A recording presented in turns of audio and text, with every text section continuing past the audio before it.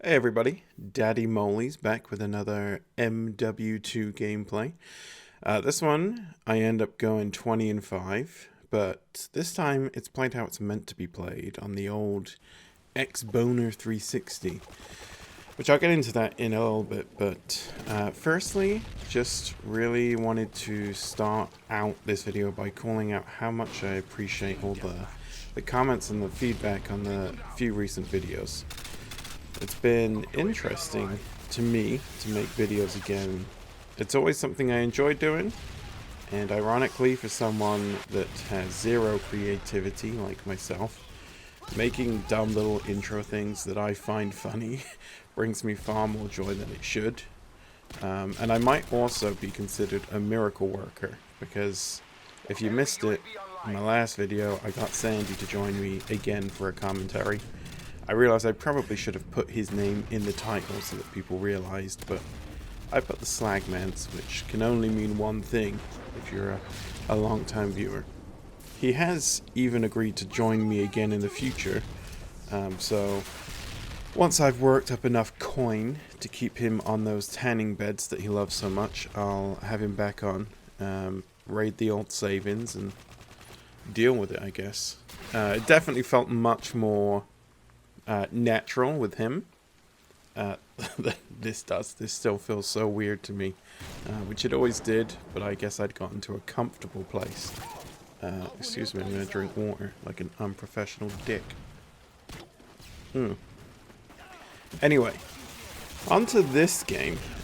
Watching it back, I feel like I play Modern Warfare 2 a lot more cautiously now compared to back in the day, but I don't necessarily think it's a bad thing.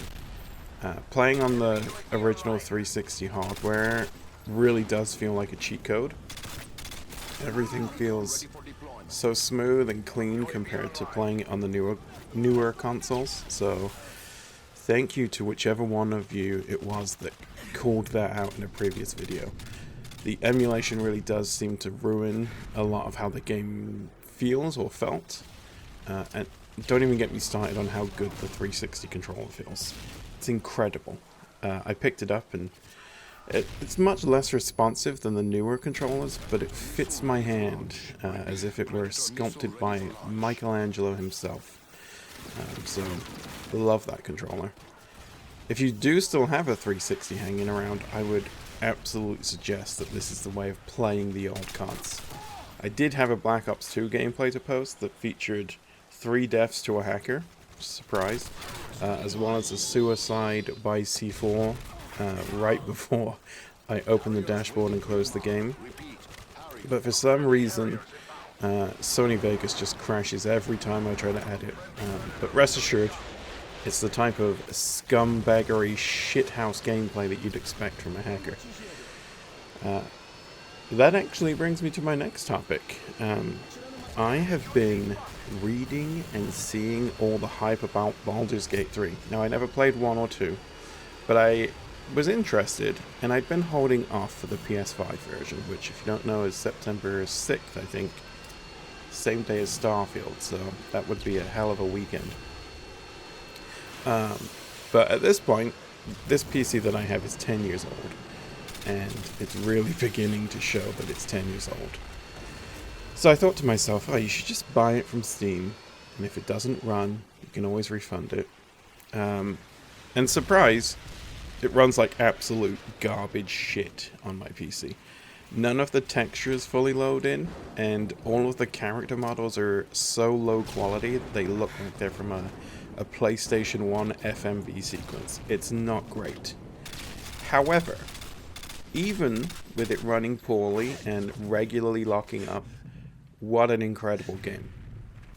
I've never played a game of Dungeons and Dragons before, but I've always thought, oh, that would be kind of fun to try out. And this game is exactly what I imagine that is. I know that I mentioned earlier on that I'm not a creative person, and it's something that I have had to fight when playing this game, because my mind always wants to think about what the computer wants me to do, i.e. what's the next step to get to the next part of the story. It's normally the most linear thing. But as far as I can tell with Baldur's Gate, I'm basically just doing whatever the fuck I want, and I have to live with the consequences, and I love it. I couldn't be happier.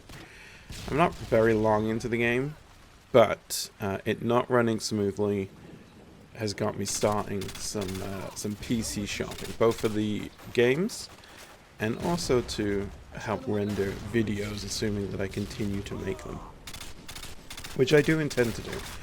I'm still trying to figure out what works best for me in terms of schedule for myself, but if I could get on a 2 to 3 upload a week cadence, that would be ideal. Although as I'm sat here trying to figure out what I want to talk about, that seems like a lot of nonsense talk that you'll get. I do want to also upload some Apex stuff. I do wish I had a live comm partner for that, and it's not Sandy before any of you suggest that. He hates Apex, which I get. I mean, it's not for everybody, and I respect his hatred for it. But I'll use this as a shameless plug again for iTemp. I know I've mentioned iTemp in some previous videos, and he sure as shit doesn't need a plug from me. But watching the live comms from his channel of Apex is how I spend a lot of my week. And he's 100% worth a sub if you do go to his channel. I'll leave a link to it in the description. He's an old-timer COD uploader, although still apparently in his 20s, which makes me hate him. But you know, I've known him, or known of him for a long time. And it's really great to just see some names that I recognize still being around and still making the type of videos that I can only dream of. If there's a lesson to learn, it's that you don't need to be screaming on YouTube to succeed, because those guys are, people like iTemp are very good to watch. Anyway, that went off on a little bit of an unintended tangent, so I guess your takeaways from this video should be A, I need a new computer, B, I have a man crush on iTemp, and C, Baldur's Gate 3 is a game that you really should try out if you have any interest in tabletop games. It very much reminds me of, I think it's Demeo, which I have for PSVR 2, but with an actual story and consequences, whereas Demeo is just basically a tabletop dungeon game. I don't know what the genre is, but I'm far too lazy to look it up. Anyway, I'm going to end it here. Thank you all again for the views and comments on the recent videos. It does mean much more to me than I'd openly like to admit. I hope you all have a great weekend, and if everything goes to plan, you'll be hearing from me next week. Okay, love you, bye!